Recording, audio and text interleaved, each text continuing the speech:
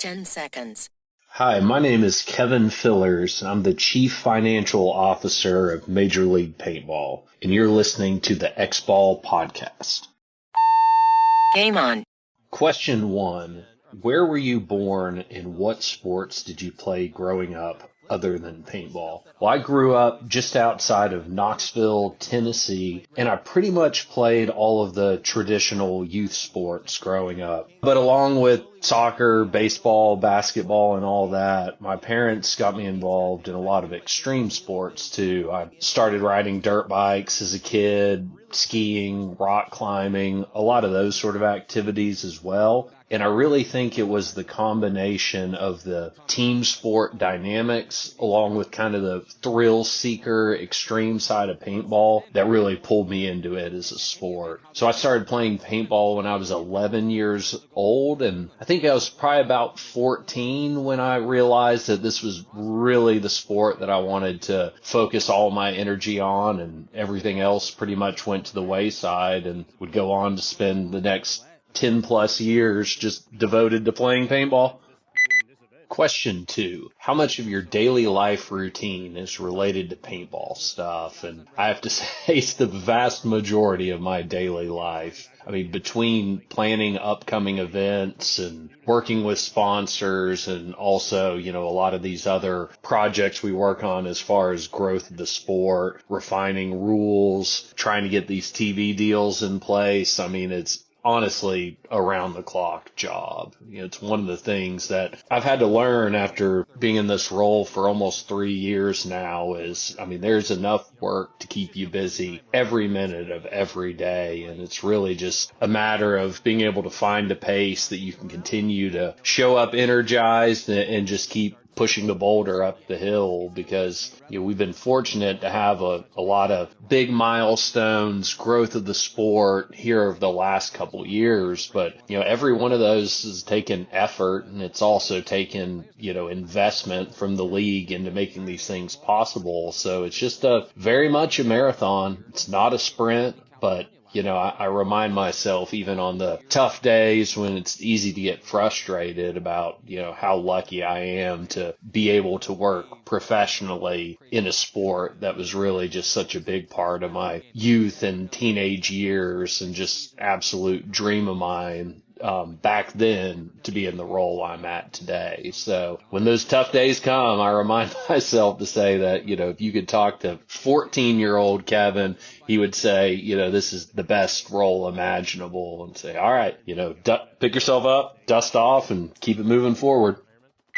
Question 3. What's the toughest part about being the Major League Paintball CFO? And it's really a simple answer. It's really tough to allocate a limited amount of resources when we have an unlimited amount of things we could be doing to further advance the sport and the company. And what I mean by that is, we're constantly bombarded with ideas about, what we should be doing, what more could we be doing to grow the sport. And I think probably the one I've heard more than anything else lately is, we should be paying to create a show like Drive to Survive did for Formula One. And while I 100% agree with this, I don't think enough of our consumers understand that when you try and compare yourself to a sport like Formula One and the resources they have to work with, it's just not looking at things apples to apples. So where I know it's been estimated that show costs somewhere between $10 and $15 million per episode to create. There's just not money like that in paintball right now to even undertake something. So in our situation, we're always trying to find what is the best bang for the buck we can do. And so we have to be so diligent to find these opportunities and deploy our capital in a way like, our ESPN show last year. For us, that was a major investment. We think it's something great for the sport. Paintball hadn't been on ESPN for 17 years, but to do one standalone episode from a budgetary standpoint, it is just dropping nickels in the bucket compared to undertaking some sort of season-long, in-depth documentary. So it's tough in my role to know there are these things that we could do. We know we'd help the sports, but everyone just has to remember we're a business that has to be a sustainable business model. And as we operate, in a way that we can actually generate some profit, we've consistently shown year after year that we reinvest it into the growth of the sport, whether through TV, whether improving the events themselves, or even some of these offshoot projects like the Summit Awards. I mean, every one of these projects not only takes actual financial investment, but it's also the manpower. I mean, we have a full-time staff that is working every day just trying to do these different things. So, it's really easy from my desk to get frustrated because, of course, everyone on the internet has an opinion, and a lot of their points are correct. There is more we could be doing. There, are stones left unturned, but I always just want to be able to come back and say, where is the money going to come from?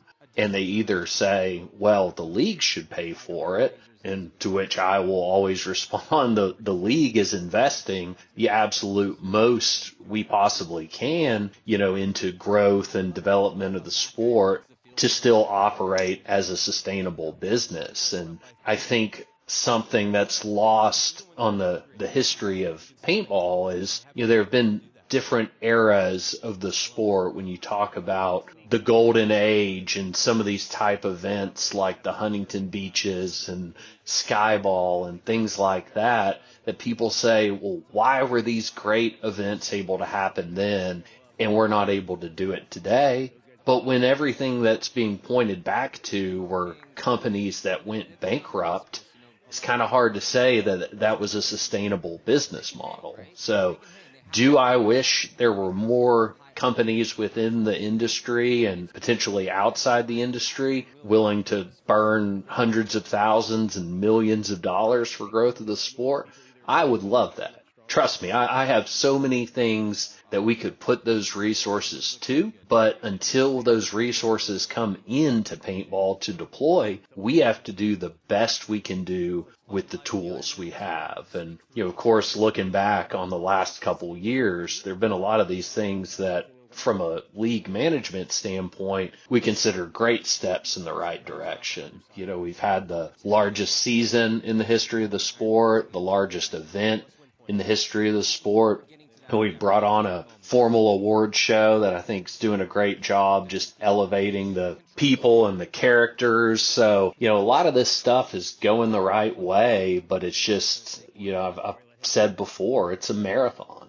I wish there was a magic bullet we could shoot and just all of a sudden, our pro players are making big money, our sponsors are writing big checks, our prize purses are six figures. I have the same dream too. I was a player once and, I'm a player at heart. So I understand where we're trying to go. I just have the challenge of a lot of times having to be the wet blanket, having to be the one that says, it's a great idea, but we can't afford it. It's, it's operating at a loss. Like that idea just absolutely is not sustainable. So it's a challenge. Like I've left a lot of meetings, down just because I've had to be I joke about the dream killer, but it's, that's just part of business. And, I enjoy having the opportunity to be in this role for, sport I'm so passionate about, but it is tough. I mean, it really is a challenge to try and make these things happen with just not enough gunpowder to really make it go. So, like I mentioned, we've had a lot of milestones lately. I think are steps in the right direction, but I still believe it's not going to be an overnight change. I think we just have to keep supporting the sport. We have to keep showing up. We have to keep growing. We have to keep methodically getting a little bit better each event, better each year. And we're going to get to a point where something is going to break loose. But to think that it's just going to be like flipping a switch and one day we're paintball and one day we're the NFL. That's just not really how the path goes for a non-traditional sport like us. I mean, in the grand scheme of sports, we're still very young. We're working at trying to refine this into something that will have more mass appeal. But for now, this is where we're at, and hopefully we can hit a couple more steps in the right direction this year. Question 4. How often do you guys play paintball? I believe the correct answer is not enough. I probably get out there 5 or 6 times a year. I mean, it's one of those things that it's tough to always be at a tournament and not getting to play, because just when you're surrounded by paintball, thinking about it, talking about it, you plan this great event, you show up, everyone's energized, and then you get to watch everyone else have fun doing the sport you love. So that's definitely one of the things I had to get used to when I first came on board with the company. But this past year, I did have the opportunity to play at PB Fit in one of their Glow XBall events. We were down there for the ICPL in Texas, and they happened to be having one of those events the Saturday night. So myself and our brand manager, Alex Sorensen, drove down to Fit, hopped on with some people, and played the tournament till about 3 a.m. in between the days of the actual event we were there to run. So it was the first time I've ever squeezed a midnight event in between 2 days of one of our tournaments, but that was a really cool experience. And I gotta give a shout out to everyone down there at PB Fit, because I think it's pretty hard to deny that they have something really special cooking down there right now. And I think it goes a lot further than necessarily what the pro team's been able to accomplish, which is impressive in its own, but they've done a really good job building that paintball community and finding a bunch of new ways to have people engaged. I mean, talk about playing mechanical XBall under black lights with sideline coaching and, teams with set lines. I mean, they just have come up with a lot of cool, quirky ways to do things that I think if, we had more PB Fits sprinkled around the country, we'd be seeing even more growth of the sport. So if you're ever down there in that neck of the woods, I say definitely pop in and try it. It was a really cool experience, and I really, it's one of those things I will remember for a lot of years. Question 5. What are your non-paintball hobbies? These days, I would say snowboarding is my number one non-paintball hobby. I grew up a skier, but when I stopped competing in paintball, I had kind of this adrenaline void I wanted to fill, so I switched to a snowboard in 2010, and man, the bug just bit me. So I've really been making a point to each year just get as many days as possible on the mountain and try and head somewhere out west and get some good turns in as well. So love snowboarding, but of course that's a seasonal activity. So during the rest of the year, I'm a hiker and also like to play a fair bit of tennis as well. Question 6. What are your favorite sports to watch on TV?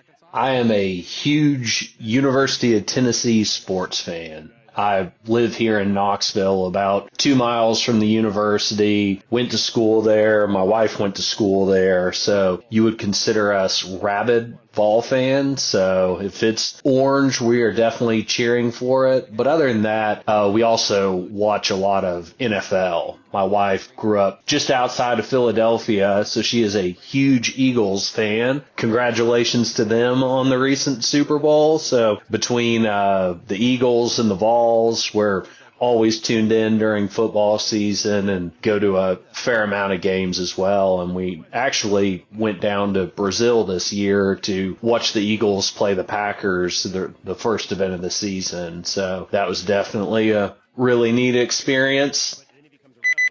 Question 7. What is your favorite player and team to watch at NXL events? And I feel like I have to give that to Malloy with Red Legion. I mean, he's someone since the minute he showed up on the scene, just plays the game in a way that no one else can mimic. There are tons of great players out there, but when you watch them play, there's not necessarily a lot of variation in their playing style. They're all just very consistent, great mechanics. But when you watch Malloy play, he just does things that you're like, who does that? Like, no one moves the way he moves, and it's just like, especially this past season, watching that Red Legion team that was just energized. It was cool because I felt like where offense had kind of taken a little bit of a step backwards in recent years, that teams have really seemed to turn to the more methodical, focused game. Red Legion came out this year and basically showed everyone that, offense is still an option, and they really were able to impose their will on all the other teams for the majority of the season. I mean, I know they didn't win World Cup, but they did clinch the series. So I feel like they did a lot to really remind everyone that just because a lot of years have passed, like, they're still Red Legion and they're still pushing the envelope on what's possible offensively. Question 8. Are you guys planning to take part in another SPORTEL event in the near future? And what did you learn from the SPORTEL exhibition in Monaco last year? I'm not sure that we're going to hit another one of those necessarily this year, but we'll definitely attend another one in the future.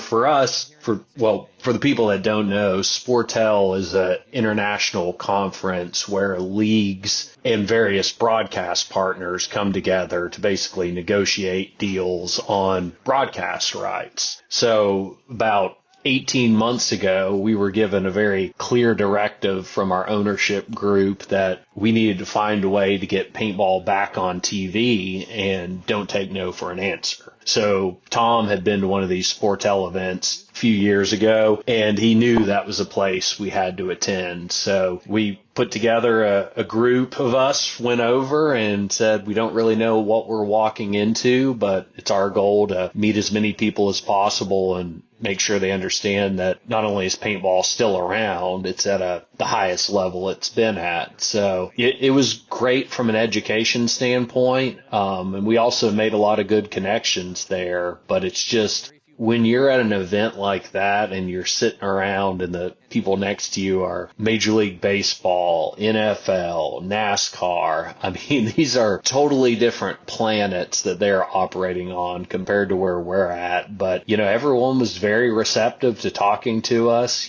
Some of the stuff was encouraging to where they, talked about how much value there is in these emerging sports, and emerging in the sense of not mainstream acceptance yet, and more people are looking for these unique things. But then there was also discouraging news when you start to realize what sort of viewership numbers you need to start having conversations with the people that are talking to the NFLs and NASCARs. And so, we understood that it was going to be a long journey, but after coming away from that SPORTEL event, I think we left with a lot more tangible metrics to say, okay, we know we have to get our viewership up. What do we have to do that? We know we have to be able to present ourselves in a way that, mainstream sponsors would look at. And I think if anyone that's been paying attention to the league for the past, 2 seasons, you're starting to notice those little steps with,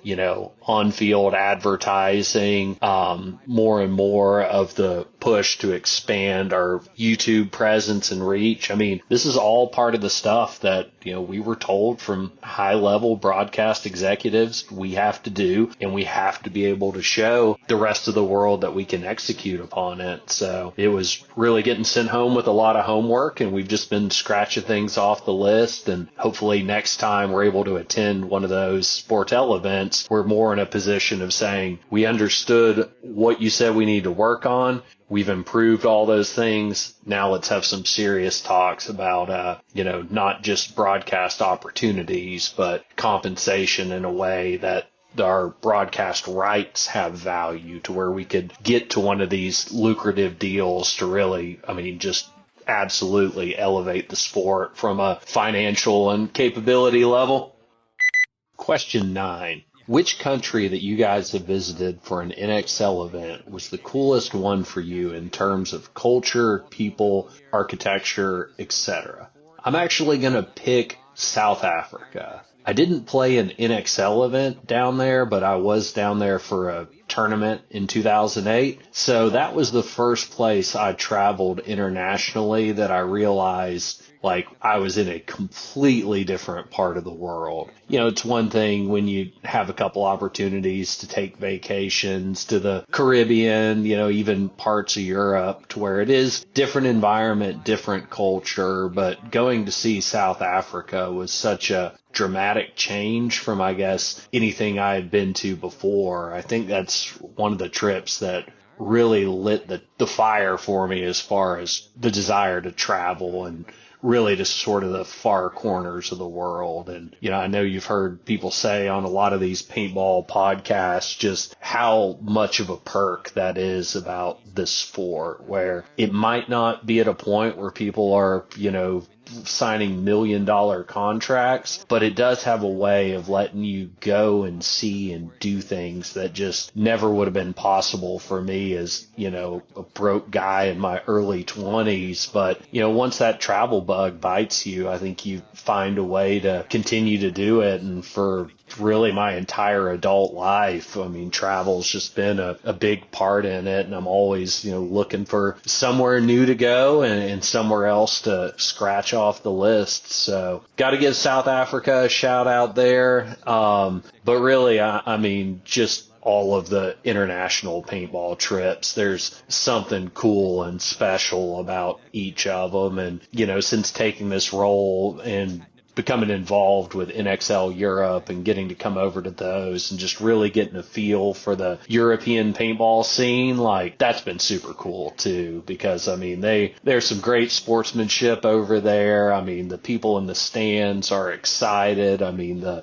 national pride during the Nations Cup. I mean, there's just some really cool aspects of paintball on the international level that I don't know we necessarily see all the time at just the domestic events. So international paintball trips, I've really loved every one of them. Question 10. Is there a city that has never hosted an NXL event before and has the potential to host an event there in the near future? I'd like to see us actually get an event to Atlanta. You know, that's somewhere that's had a really stable paintball scene. I mean, for decades, great airport, great drivability. So that's somewhere I'd like to see. But, you know, of course, we're always looking for more ways to have West Coast events. It's been a little bit of a challenge this year trying to find a location in Southern California or Vegas. I know Tom's gone on a couple of the podcasts and talked a little bit about those challenges. So we're definitely still looking for some more options on the West Coast. We've actually had some interest from Seattle. They came out to, I believe it was World Cup, some members of their tourism board to actually talk about the potential for getting an event to the Pacific Northwest. So still a lot of discussions happening, and hopefully we can find a few new venues to come to over the next few years. Question 11. Any plans to finally bring back the AllStar match? And we actually joke that the AllStar match is cursed because every time we have tried to put that on, it has been either weather or something. It has just been a challenge. I mean, we definitely would love to bring it back. I'd say it's a little bit lower on our priority list just with how much other stuff we have going on right now, but there'll definitely be another All-Star match one day. Question 12. How much do you know about paintball in Iran? And I guess I'm embarrassed to say that I don't actually know too much about it. I do, understand that with the economic sanctions that's been going on, it has to have become a challenge. I mean, paintball is an expensive sport, just across the board. And, the little bit I do understand about what's been going on with the Iranian economy, I I can only imagine it has made finding a sustainable, consistent way to play paintball has to be a challenge. But, I've noticed how involved you've managed to stay as a fan and also, as a creator. And it's something that I think's really cool. And the rest of us, and I guess places where the little easier access to paintball, we have to appreciate that, we're able to just go and see and play. And for you, there's a lot of effort to stay engaged. So I really have to tip my hat and say that, I really appreciate that your level of fandom is just continued to grow and to stay involved despite you being in a region where it's just kind of a tough situation right now for a game like paintball. Question 13. Do you think there's a chance of having an ASIAN NXL event anytime in the near future? Absolutely. I think Tom has made it pretty clear that, he wants to continue to grow the game on a global level. And, back probably 15-ish years ago, I know the Malaysian events used to have great team counts. So, it's kind of taken a little bit of a backslide over the last decade, but, there's definitely momentum coming back in Asia. I mean, I think everyone saw the recent tournament in Thailand. I mean, just looking at that field and that setup, if that doesn't get you excited about playing paintball in Asia, I don't know what would. So we definitely noticed. I know Tom and some of our other promoters had long-standing relationship with some of the people that have been involved in that region. So hopefully we can all kind of get on the same page and find a way to get something going similar to, our Brazilian tournament.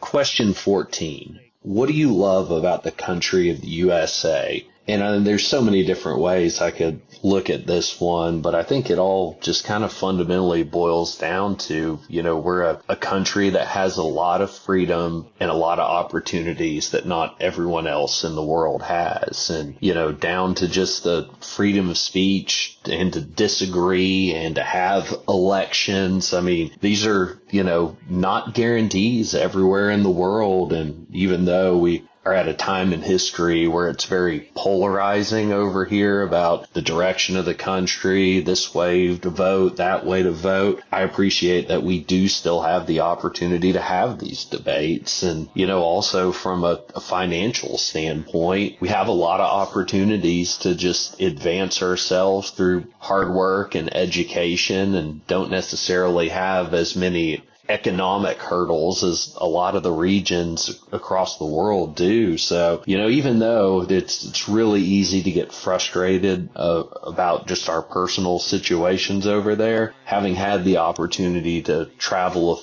fair amount globally, I do have to remind myself that, we live in a great country and to appreciate these freedoms and these opportunities. Question 15. Where was the most gorgeous scenic nature you visited? Easily the South Island of New Zealand. That has to be the craziest place I've ever been from just a sheer, nature standpoint. And part of what made it so crazy was you really have all of the different climates of the United States packed into an island that's only a couple hours to drive across. So, it was like if you go 2 hours south, you're in this just crazy almost ancient looking forest down in Fiordland National Park, Milford Sound area. But then you could turn around and just go a couple hours north up to Mount Cook, and now you're in what's almost feels like Himalaya. So, I mean, it really was just a place that blew my mind, and it makes total sense why so many movies and, things like Lord of the Rings were filmed down there, because it truly was just jaw-dropping.